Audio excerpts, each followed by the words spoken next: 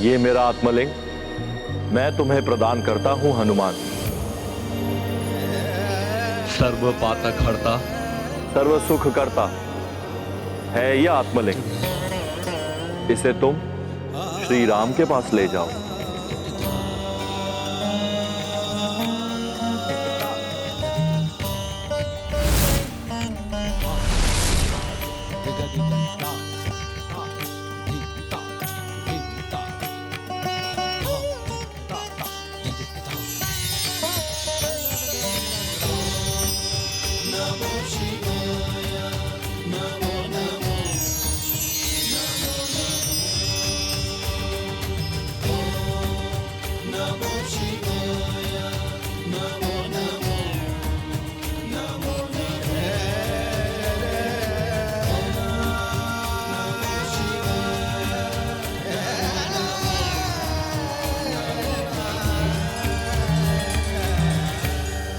धन्यवाद भोले बाबा।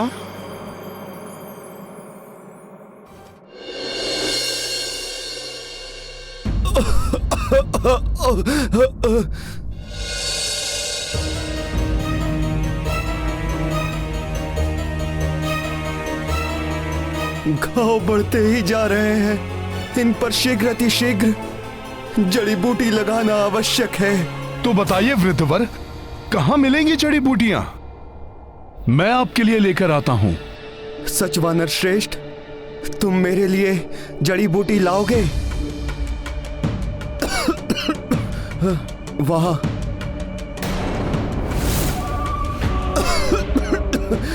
से प्राप्त होगी जड़ी बूटी।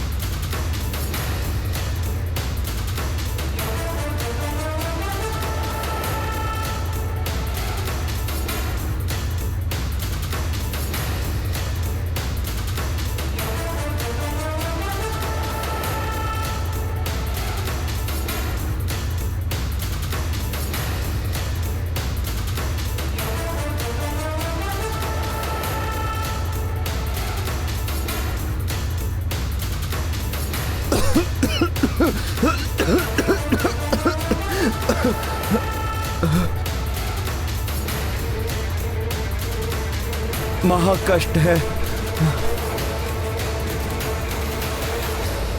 ये गाथा महाबली हनुमत की, रुचिकर लीला राम भगत की। जय जय जय रघुनंदन राम, जय जय जय महाबली हनुमान। क्षण भर में कपि बूटी लाए, हस्त से पीसी लेप लगाए। देख हनुमत सेवा अचंभी, कोढ़ी भेष मह भावुक नंदी। गाथा महाबली हनुमत की, रुचिकर लीला राम भगत की। जय जय जय रघुनंदन राम, जय जय जय महाबली हनुमान।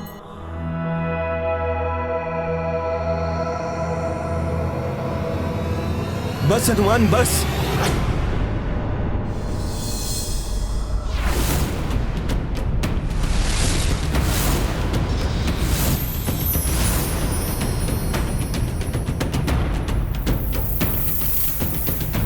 नंदी जी आप? हाँ हनुमान, मैं तुम्हारी परीक्षा ले रहा था कि इतने बड़े युद्ध में विजय प्राप्त करने के पश्चात कहीं तुम्हें अभिमान ने तो नहीं घेर लिया है, परंतु तुम सच्चे सेवक सिद्ध हुए। फिर वो चाहे सेवा प्रभु श्री राम की हो या फिर एक अपरिचित कोढ़ी की। नंदी जी, मैंने तो अपना कर्तव्य निभाया है और आपकी सेवा करके तो मुझे भोले बाबा की सेवा का अवसर भी प्राप्त हो गया, क्योंकि नंदी जी के चरणों में बिना पुष्प एवं जल चढ़ाए कोई शिव जी तक कैसे पहुंच सकता है? किसी भी भक्त की याचना यदि नंदी जी के कानों में पड़ जाए तो वो अवश्य ही मेरे पास पहुंचती हैं। अन्यथा मेरे तप अथवा विश्राम में किसी भी प्रकार का व्यवधान ना आए, इसलिए नंदी मेरे प्रत्येक भक्तों को मेरे समीप नहीं पहुंचने देता। और वैसे भी नंदी जी, रावण के वध का श्रेय तो आपको ही जाता है। आपने ही तो रावण को वानरों से परास्त होने का शाप दिया था। जिन वानरों को तुम इतना तुच्छ समझते हो, उन्हीं वानरों के सम्मुख तुम घुटने टेकने पर विवश हो जाओगे। मेरा क्या है, मैं तो मात्र एक तुच्छ सेवक हूं। सौभाग्य से प्रभु श्री राम की सेवा का अवसर मिल गया मुझे, परंतु आप तो वो हैं जिसने रावण के सर्वनाश को सुनिश्चित कर दिया था। मैं तो मात्र आपके दिए हुए शाप का माध्यम भर था। हाँ, सत्य कह रहे हो हनुमान। नंदी गए तो थे हनुमान के विकारग्रस्त होने की परीक्षा लेने, किंतु स्वयं ही अभिमान के विकार से ग्रस्त होते हुए प्रतीत हो रहे हैं। यदि समय रहते विकारग्रस्त होने का आभास हो जाए और प्राणी संभल जाए तो विकारों से बचा जा सकता है। देखते हैं नंदी को इसका आभास होता है या नहीं। अच्छा, तो हनुमान मेरी प्रशंसा करके मुझे ही विकारग्रस्त करने का प्रयास कर रहे हैं। अब देखो मैं कैसे उल्टी धारा बहाता हूँ। अच्छा, आपने तो इतना महान कार्य किया है नंदी जी। बस अब मुझे भोलेनाथ जी से आत्मलिंग प्राप्त करने में मेरी सहायता कर दीजिए आप। अवश्य हनुमान, तुम कदापि चिंता मत करो। मैं तुम्हें स्वयं प्रभु महादेव के पास ले चलता हूं। चलो। किंतु इस बहरूपिये के साथ प्रभु के इस पवित्र धाम में प्रवेश नहीं करने दूंगा मैं तुम्हें।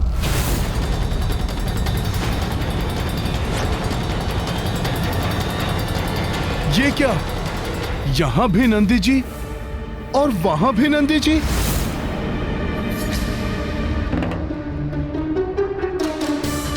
मैं आत्मलिंग लेकर समय पर नहीं पहुंचा तो प्रभु की पूजा का मुहूर्त निकल जाएगा और प्रभु प्रतीक्षा करेंगे तो अयोध्या पहुंचने में विलंब हो सकता है। फिर प्रभु को विलंब होते देख अयोध्या में कहीं कुमार भरत कोई अनिष्ट न कर बैठें।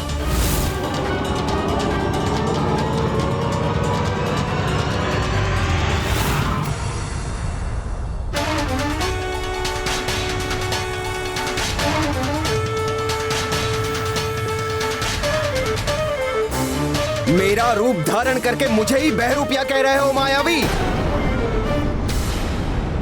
तुम्हारा इतना दुस्साहस! हनुमान, इस मायावी को दंड दो ताकि ये सारी माया भूल जाए। हनुमान, जब से तुम यहां आए हो तब से ये तुम्हारे साथ छल कर रहा है। पहले कोढ़ी बना, फिर मेरा छद्म रूप धारण कर लिया इसने। इसे छोड़ो, मैं तुम्हें प्रभु के पास ले जाऊंगा। छल करने का प्रयास तुम कर रहे हो हनुमान के साथ। इसकी बातों में मत आना हनुमान। कोई मायावी है ये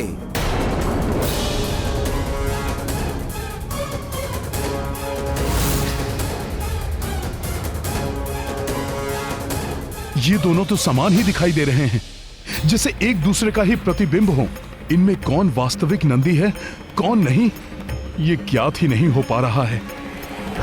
तुम हनुमान के कार्य में अनावश्यक रूप से विलंब करा रहे हो। लेकिन क्या करूं मैं, किनकी बात मानूं? आप दोनों तो पूर्णतया एक समान ही दिखाई दे रहे हैं। हनुमान, ये तुम्हारे महत्वपूर्ण कार्य में विलंब कर रहा है। मेरा विश्वास करो। इस छद्म को यहां से दूर कहीं अनंत में फेंक दो। हनुमान, भोलेनाथ तक मैं तुम्हें ले जाऊंगा। किंतु उससे पहले तुम इस बहरूपिये को मेरे सम्मुख से हटा लो, अन्यथा यदि मुझे क्रोध आ गया तो अनर्थ हो जाएगा। मेरे क्रोध से परिचित होना तुम चलिए, सारी सृष्टि को हिलाकर रख दूंगा मैं। हनुमान मेरे क्रोध से भली भांति परिचित है। इनकी बाल अवस्था में क्या हुआ था इन्हें सब स्मरण है।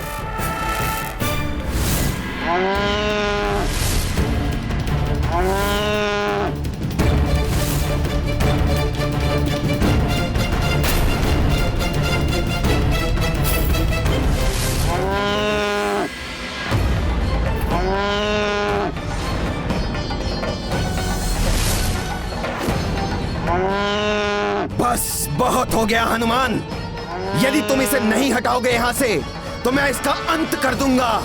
तो आ जाओ, मैं भी देख लूं कि अंत तुम्हारा मैं करता हूं या तुम मेरा। किंतु मेरे क्रोध की ज्वाला में यदि ये सृष्टि भी भस्म होने लगे तो मुझे दोष मत देना हनुमान।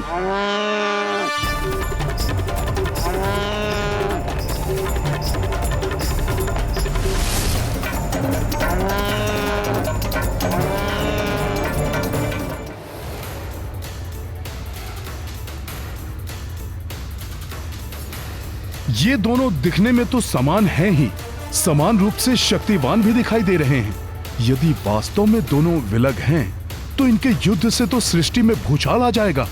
मुझे शीघ्र ही कुछ करना होगा।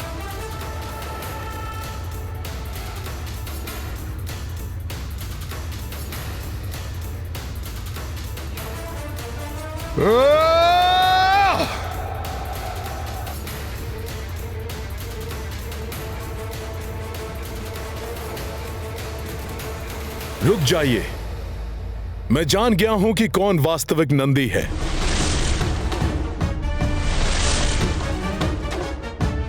तो ठीक है हनुमान, तो तुम इस छद्म रूपी नंदी को हटा दो मेरे सामने से। ऐसा ही होगा, किंतु इसके लिए मुझे सर्वप्रथम कैलाश धाम की परिक्रमा करनी होगी। प्रभु भोलेनाथ से आशीर्वाद लेना होगा, जिससे कि मुझसे कोई त्रुटि ना हो पाए। आप दोनों भी मेरे साथ आइए। उचित है हनुमान, चलिए। इस प्रकार नहीं, आपको वचन देना होगा कि आप दोनों मेरे साथ कैलाश की पूरे 3 बार परिक्रमा करेंगे, ना 3 से कम और ना 3 से अधिक। उचित है हनुमान, हम वचन देते हैं कि हम परिक्रमा करेंगे, ना ही 3 से कम और ना ही 3 से अधिक।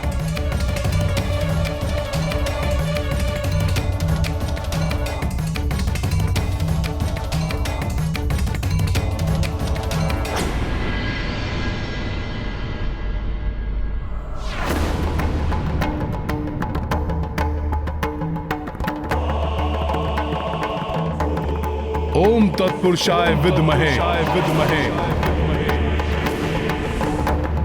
महादेवाय धीमहि तनो रुद्रः प्रचोदयात्।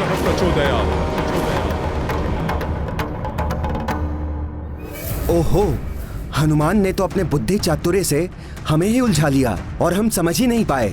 हम दोनों की एक ही फेरी में 2 परिक्रमा हो गई है। अब यदि एक और फेरी की तो 4 परिक्रमा हो जाएंगी, किंतु हमने तो मात्र 3 ही परिक्रमा का वचन दिया है।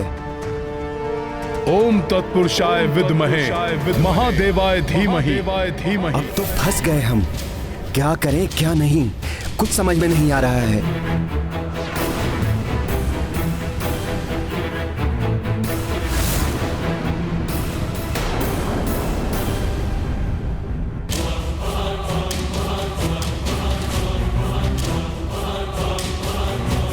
क्या हुआ नंदी जी, आप दोनों रुक क्यों गए? परिक्रमा क्यों नहीं ले रहे हैं? आप दोनों ने तो 3 परिक्रमा लेने का वचन दिया है, ना 3 से अधिक और ना ही 3 से कम। मैं तो हनुमान की कड़ी परीक्षा लेने वाला था, यहाँ तो हनुमान ही मेरी परीक्षा लेने लगे। कैलाश धाम में होकर भी, मेरे भोले बाबा के भक्त होकर भी, 3 परिक्रमा का वचन देकर भी अब आप वचन तोड़ रहे हैं। सोच लीजिए, कैलाश धाम में ऐसा वचन देने का अर्थ है भोले बाबा को ही वचन देना, और यदि अब आपने वचन नहीं निभाया तो बहुत बड़े पाप के भागी बनेंगे आप। किसी की परीक्षा बार बार नहीं ली जाती, एक बार में ही मनुष्य की पहचान हो जाती है। अब पुनः परीक्षा लेते लेते स्वयं ही परीक्षा का सामना करना पड़ रहा है नंदी को। आशा है नंदी को ये समझ में आ गया होगा कि हनुमान बल में ही नहीं, बुद्धि में भी अतुलित है। अब तो 2 से 1 हो जाइए और एक परिक्रमा लेकर अपना वचन पूर्ण कीजिए।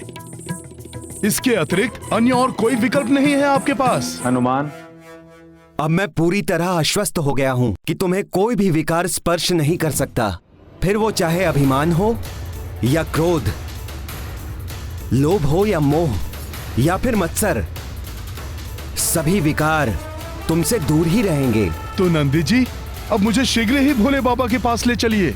अवश्य हनुमान, किंतु ये 3य परिक्रमा पूर्ण करने के पश्चात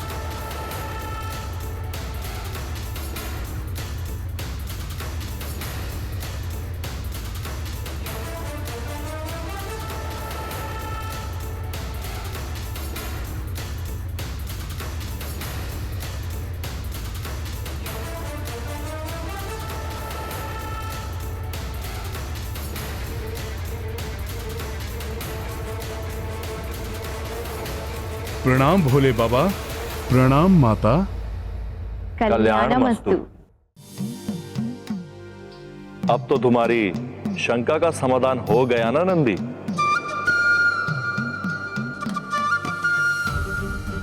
हो गई हनुमान की परीक्षा। भोले बाबा, जिन प्रभु श्री राम की कृपा से मैं हर एक परीक्षा में सफल रहा, उन्हीं के कार्य हेतु मैं आपके पास आया हूं। मुझे ज्ञात है हनुमान, एवं ये भी जानता हूं कि इसके लिए तुम्हारे पास बहुत ही कम समय शेष है। तो प्रभु, कृपया शीघ्र ही मुझे अपना आत्मलिंग देने की कृपा करें। हनुमान, मेरे आत्मलिंग को प्राप्त करने के लिए बहुत ही कठोर तपस्या करनी पड़ती है। रावण ने तो अपने शीश तक मुझे अर्पित कर दिए थे। अब यदि मैं तुम्हें ऐसे ही आत्मलिंग प्रदान कर दूं, तो यह पक्षपात होगा। भोले बाबा, यदि आपने आत्मलिंग नहीं दिया तो प्रभु की पूजा पूर्ण नहीं हो पाएगी। वो ब्रह्म हत्या के पातक से मुक्त कैसे हो पाएंगे? और प्रभु, मुझे पूर्ण विश्वास है कि इस कार्य से कोई पक्षपात नहीं होगा। वो कैसे हनुमान? वो ऐसे प्रभु कि रावण ने तो आपसे आपकी ही वस्तु मांगी थी, परंतु प्रभु श्री राम तो आपसे अपनी वस्तु मांग रहे हैं।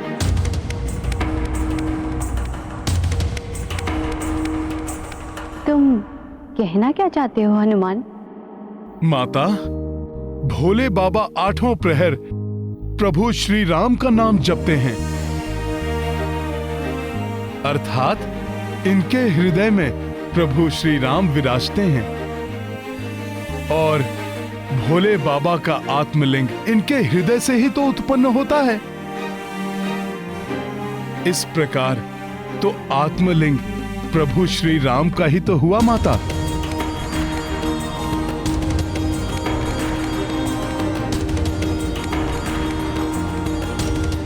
तुम्हारा कथन तो उचित ही है हनुमान। और वैसे भी प्रभु, आप उनसे जुड़े हुए हैं और वो आपसे, तो आप दोनों पृथक ही कहां हैं? अतः आपका आत्मलिंग उन्हीं का तो है।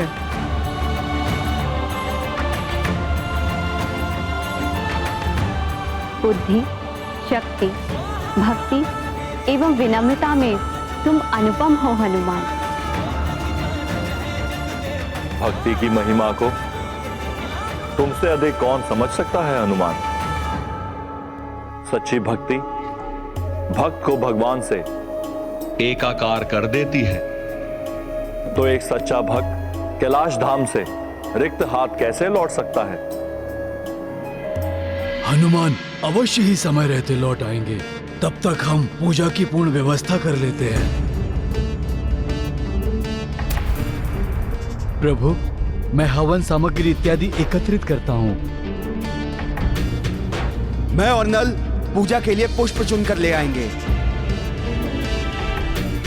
प्रभु, मैं बेलपत्र एकत्रित करके आता हूँ। ठीक है, आप सब व्यवस्था आरंभ कीजिए।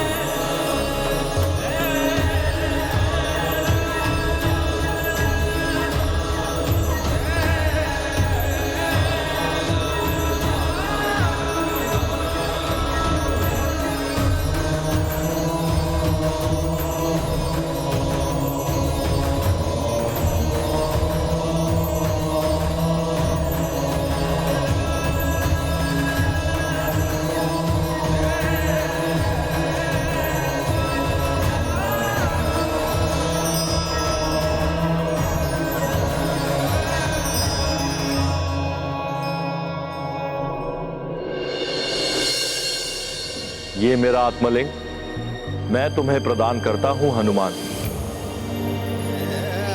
सर्व पातक हरता, सर्व सुख करता है यह आत्मलिंग। इसे तुम श्री राम के पास ले जाओ।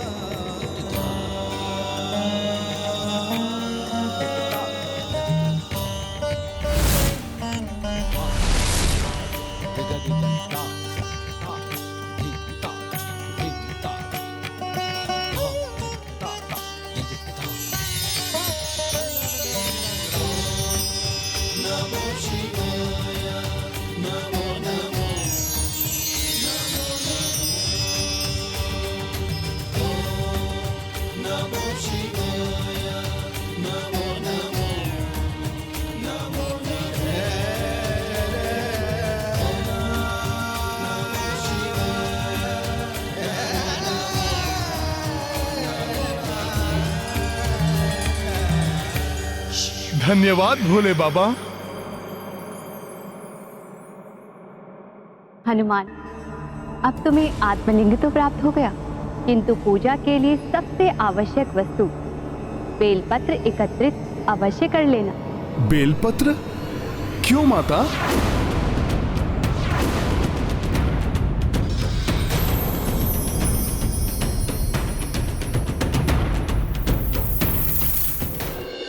हनुमान, अब तुम्हें आत्मलिंग तो प्राप्त हो गया, किंतु पूजा के लिए सबसे आवश्यक वस्तु बेलपत्र एकत्रित अवश्य कर लेना। बेलपत्र? क्यों माता? बेलपत्र प्रभु को सबसे अधिक प्रिय है। इनके बिना की गई पूजा अपूर्ण होती है। अतः अपने भोले बाबा को शीघ्र प्रसन्न करना है तो बेलपत्र लेना ना भूलना, क्योंकि बेलपत्र की उत्पत्ति देवी लक्ष्मी के कारण इस संसार में हुई और उन्हीं के कारण बेलपत्र प्रभु शिव जी को अर्पित किए जाते हैं। माता, समय तो बहुत ही कम शेष है, किंतु हो सके तो आप ही मेरी जिज्ञासा शांत करें। बताएं, क्या हुआ था? क्यों बेलपत्र का इतना महत्व है? तो सुनो हनुमान, देवी लक्ष्मी विष्णु जी को प्रिय तो है ही, किंतु फिर भी एक समय उन्होंने विष्णु देव से वरदान मांगा कि वे सदैव आपके हृदय में वास करना चाहती हैं। स्वामी, मुझे वरदान दीजिए ना कि मैं आपकी सेवा तो करती रहूं, किंतु आपके हृदय में भी मेरा ही वास सदैव रहे। प्रिय, आपको ये वरदान तो मात्र प्रभु भोलेनाथ ही दे सकते हैं। भोलेनाथ? किंतु स्वामी, मुझे तो आपके हृदय में रहना है, फिर भोलेनाथ से वरदान क्यों मांगूं? क्योंकि अनंत काल से ही मेरा हृदय उनकी भक्ति में ही लीन है। अतः मेरा हृदय जिसमें तुम भी बसती हो मुझसे अधिक भोलेनाथ का है। बस फिर देवी लक्ष्मी देवेश्वर को प्रसन्न करने के लिए कैलाश पर्वत के अंचल में स्थित एक भव्य मंदिर में आकर हवन पूजन आदि करने लगी। ओम नमः शिवाय, ओम नमः शिवाय, ओम नमः शिवाय, ओम नमः शिवाय, ओम नमः शिवाय। दिवस बीते, मास निकलने लगे, ऋतुएं परिवर्तित होती रही, किंतु देवी लक्ष्मी निर्जल निराहार हवन पूजन करती रही। निद्रा का भी त्याग कर दिया था उन्होंने। ओम नमः शिवाय, ओम नमः शिवाय, ओम नमः शिवाय, ओम नमः शिवाय, ओम नमः शिवाय, ओम नमः शिवाय। देवी लक्ष्मी का ये हवन पूजन सहस्त्रों वर्षों तक चला, किंतु देवी लक्ष्मी ना तो क्लांत हुई और ना ही पूजा से उठी।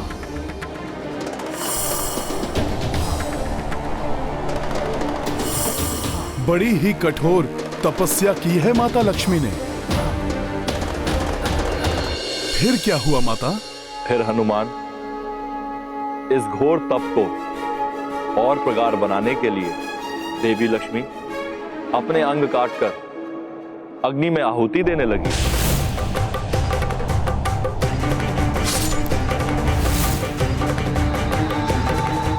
और तब उनके घोर तप एवं बलिदान के फलस्वरूप देवेश्वर ने उन्हें दर्शन दिए। देवेश्वर के दर्शन मात्र से ही देवी लक्ष्मी की काया पूर्ववत सुंदर हो गई।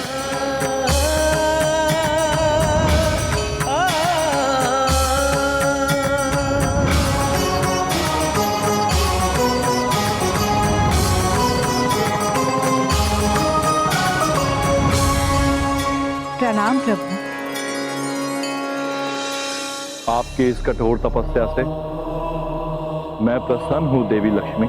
कहिए, क्या वरदान चाहती हैं आप? मुझे मात्र इतना ही वरदान दीजिए कि जब तक ये संसार रहे, मेरे तन में प्राण रहे, मैं सदैव स्वामी श्री विष्णु देव की सेवा करती रहूं और उनके हृदय में सदैव मेरा ही वास रहे। तथास्तु।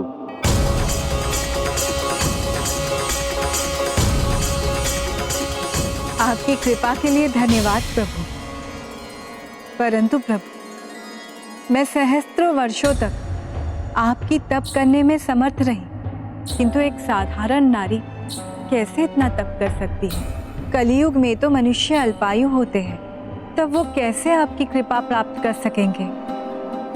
प्रभु, कुछ ऐसा विधान कीजिए कि कलियुग में भी मनुष्य आपकी कृपा सहजता से प्राप्त कर सके। देवी लक्ष्मी, आपने जो इस अग्नि में अपने पवित्र अंगों की आहुतियां दी हैं, वो व्यर्थ नहीं जाएंगी।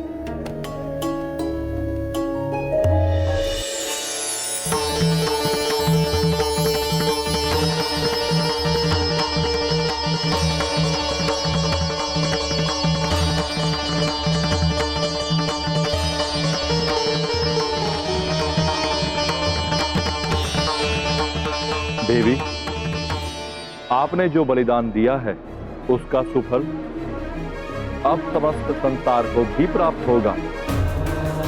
आपके पवित्र अंगों की आहुतियों से उत्पन्न ये पवित्र वृक्ष बेल वृक्ष कहलाएगा।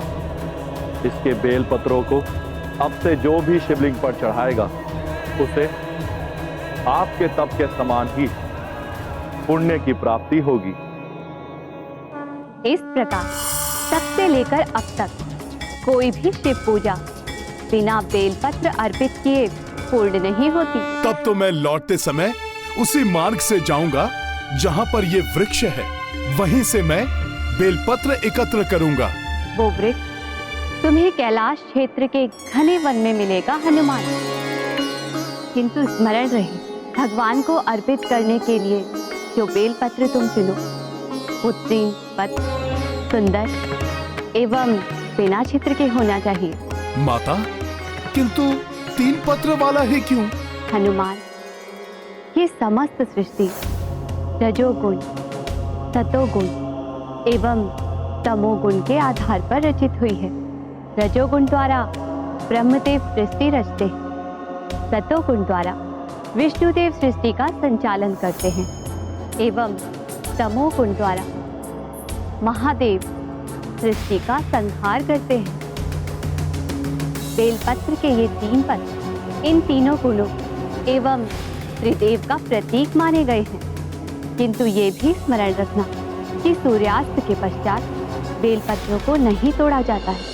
अवश्य माता, मैं स्मरण रखूंगा। और ये भी स्मरण रखना हनुमान कि तुम किसी भी मार्ग से जाओ, कितनी भी बाधा आए, किंतु आत्मलिंग को धरा पर मत रखना, अन्यथा ये वहीं स्थापित हो जाएगा। मैं स्मरण रखूंगा प्रभु। अब आपका ये पूज्य आत्मलिंग प्रभु श्री राम के नेत्रों के समक्ष ही स्थापित होगा। प्रभु, मुझे आज्ञा दीजिए। प्रणाम प्रभु, प्रणाम माता।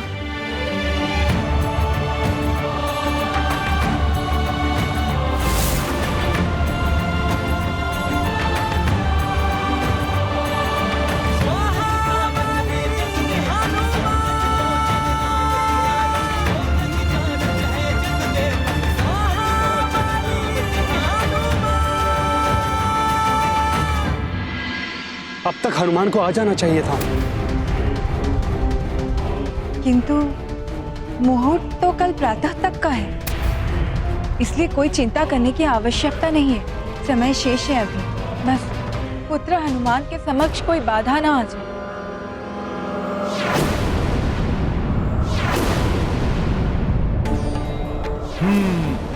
वो रहा बेल वृक्ष।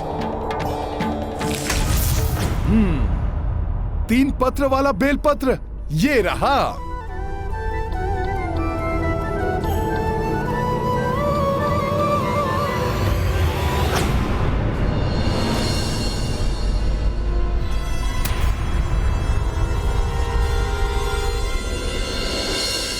हनुमान, स्मरण रहे, सूर्यास्त के पश्चात बेलपत्रों को नहीं तोड़ा जाता है। अब मैं बेलपत्र तो तोड़ ही नहीं सकता, सूर्यदेव तो अस्त हो गए। मैंने माता पार्वती के तप से उत्पन्न इसी वृक्ष से पत्र लेने का वचन दिया था माता को। मैं क्या करूं?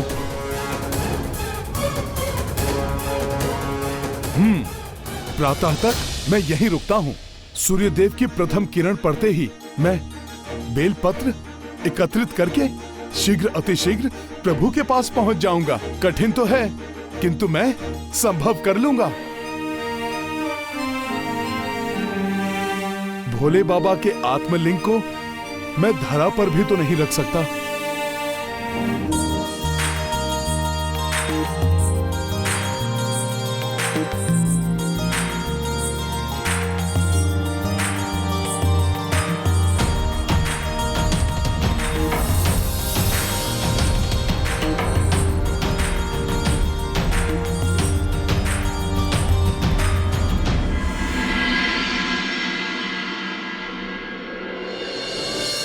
सूर्य देव तो उदित हो रहे हैं।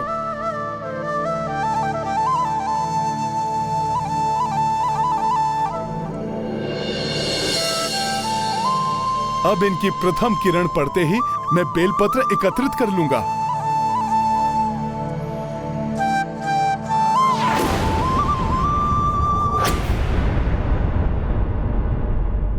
तो पिपीलिकाएं हैं जो पत्रों को खा रही हैं। भगवान को अर्पित करने के लिए जो बेलपत्र तुम चुनो वो 3 पत्र सुंदर एवं बिना छिद्र के होना चाहिए। ये तो सभी पत्र छिद्रित दिखाई दे रहे हैं। क्या करूं? हाँ, वो पत्र खंडित नहीं है।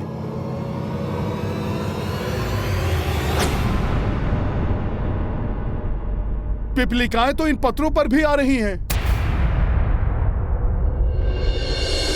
सूर्यदेव भी ऊपर चढ़ आए हैं। अब तो बहुत ही कम समय शेष है। पत्र भी लेना है, किंतु उसके पूर्व कुछ भी करके इन पिपीलिकाओं को बिना क्षति पहुंचाए यहां से हटाना होगा। प्रभु, हमने बहुत ढूंढा, हमें बेलपत्र कहीं भी प्राप्त नहीं हुआ। प्रभु, नल और नील को दूसरी दिशा में भेजा है बेलपत्र लाने के लिए। कदाचित वो समय रहते बेलपत्र ले आए। ना तो बेलपत्र मिल रहे हैं और ना ही हनुमान अभी तक आत्मलिंग लेकर लौट पाए हैं। मुहूर्त भी निकला जा रहा है, अब अधिक समय शेष भी नहीं है।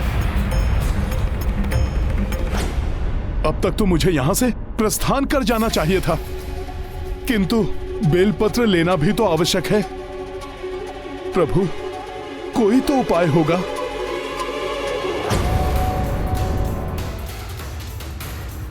ये मधु,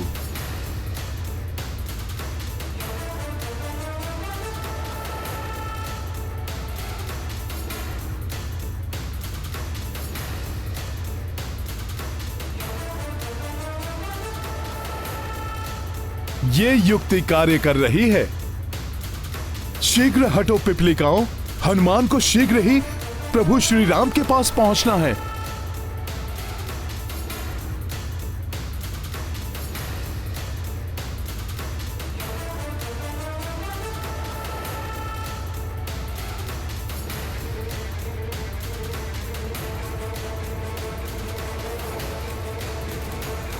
सूर्योदय तो कब का हो चुका है, किंतु हनुमान के आने का कोई संकेत दिखाई नहीं दे रहा।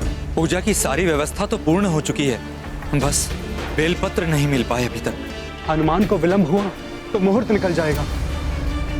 कैसे पूजा होगी और कैसे हम अयोध्या जाएंगे भैया?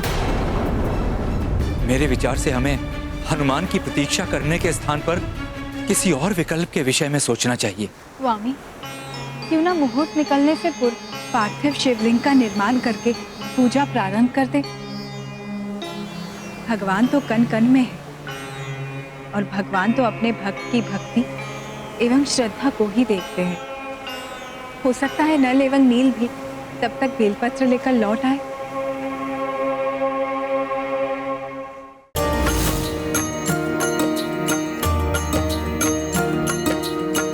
इत हनुमाना शिवलिंग लावे, उतलिंग पार्थिव राम बनावे। जलाभिषेक किए अवध बिहारी, इतने में हनुमत भी पधारी। सिया राम जय हनुमान। कपि स्तब्ध जे सोची अचंभित, प्रभु राखी विश्वास न किंचित। पवन तनय मन में अकुलाए, लोचन में अश्रु भर आए। सिया राम जय हनुमान। मेरी प्रतीक्षा क्यों नहीं की प्रभु ने? क्या उन्हें मुझ पर विश्वास नहीं रहा? कैसा दुर्भाग्य है ये। हनुमान आ गए।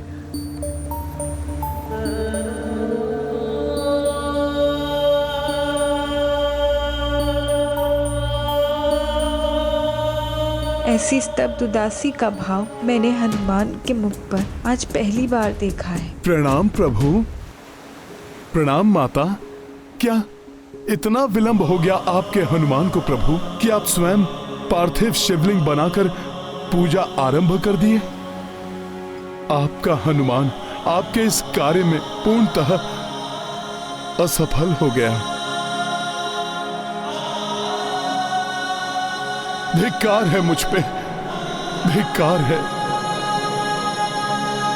मित्र हनुमान, हम सबने आपकी बहुत प्रतीक्षा की, परंतु पूजा का मुहूर्त बीता जा रहा था, इसलिए प्रभु ने पार्थिव शिवलिंग का निर्माण कर प्रभु की पूजा प्रारंभ की। हृदय छोटा मत करो हनुमान, मुझे तो वही आत्मलिंग अधिक प्रिय है जो तुम लेकर आए हो। और फिर तुम बेलपत्र भी तो लाए हो जो हमें यहाँ कहीं प्राप्त नहीं हो सके। प्रभु, यदि ये सत्य है, मेरे द्वारा लाया गया आत्मलिंग अधिक प्रिय है, तो आप इसी आत्मलिंग से अपनी पूजा संपन्न कीजिए। हनुमान, जिस पार्थिव शिवलिंग का स्वयं अभिषेक कर चुके हैं प्रभु, पूजा विधि को प्रारंभ कर चुके हैं, अब तो इसी पूजा से इस विधि को भी संपन्न करना होगा। ज्ञात है मुझे लक्ष्मण भैया, परंतु आज वो हो गया जिसकी मैं कल्पना भी नहीं कर सकता। राम काज में असफल हो गया मैं।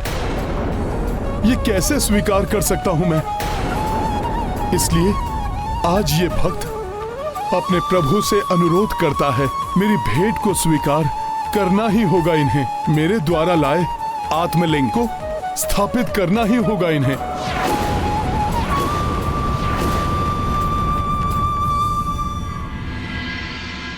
और प्रभु, यदि आप मेरे इस अनुरोध का मान नहीं रखना चाहते, तो मेरे द्वारा लाए गए इस आत्मलिंग का भी यहाँ कोई महत्व नहीं। तब तो यही उत्तम रहेगा कि मैं अभी जाकर प्रभु महादेव को उनका आत्मलिंग लौटा दूं।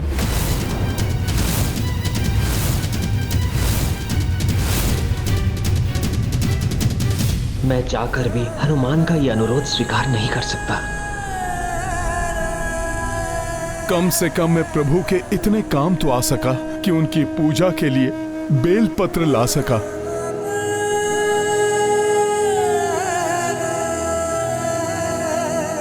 ये लीजिए प्रभु।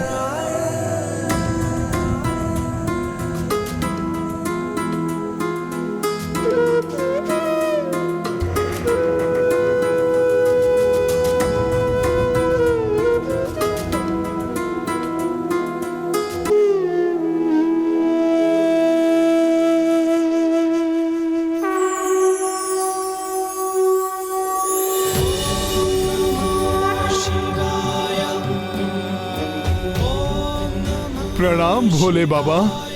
प्रणाम प्रभु। कल्याण हो। हनुमान, तुम्हारे विलंब और प्रभु श्री राम के द्वारा यहाँ पार्थिव शिवलिंग को बनाने के पीछे भी एक बहुत बड़ा उद्देश्य है।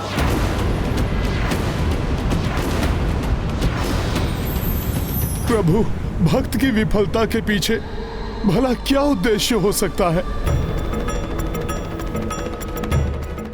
प्रभु, भक्त की विफलता के पीछे भला क्या उद्देश्य हो सकता है? भक्त और भगवान दोनों के हाथों दो पृथक लिंग एक साथ स्थापित होने का उद्देश्य है हनुमान। इसलिए तुम विफल नहीं, सफल हुए हो। भक्त प्रभु की भक्ति तो करता ही है, परंतु वो अपने प्रभु से हट करने का अधिकार भी रखता है। इसलिए आज यहाँ भक्त और भगवान दोनों ही लिंग स्थापित करेंगे। भगवान द्वारा स्थापित लिंग को जगत राम लिंगम पुकारेगा और भक्त द्वारा स्थापित विश्वलिंगम कहलाएगा। आज से यह स्थान रामेश्वरम के नाम से परिचित होगा। मैं घोषणा करता हूं कि जो भी यहाँ पूजा के लिए आएगा वो मेरे द्वारा स्थापित पार्थिव शिवलिंग से पूर्व हनुमान के द्वारा लाए आत्मलिंग का अभिषेक करेगा।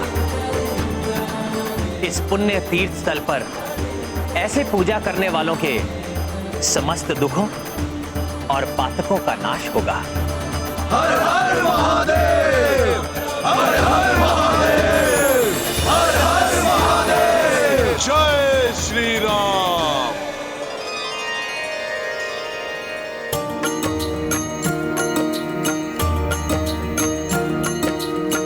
श्री शिव शंकर श्री रघुराई, हनुमत पर आशीष बरसाई। आत्मलिंग स्थापन काजा, प्रभु निर्देशा कपीश ने साजा। राम सिया राम जय हनुमान, राम सिया राम जय हनुमान। ये गाथा महाबली हनुमत की, रुचिकर लीला राम भगत की। जय जय जय रघुनंदन राम, जय जय जय महाबली हनुमान। जय जय जय रघुनंदन राम, जय जय जय महाबली हनुमान। प्रभु, पूजा संपन्न हो गई। अब हमें प्रस्थान करना चाहिए।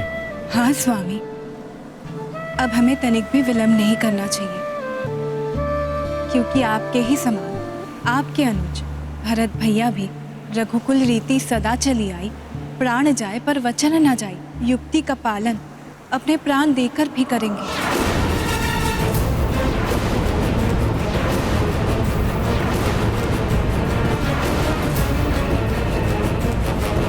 राम भक्त महाबली हनुमान को जानना हो तो चैनल को सब्सक्राइब करें और बेल आइकॉन दबाना न भूलें।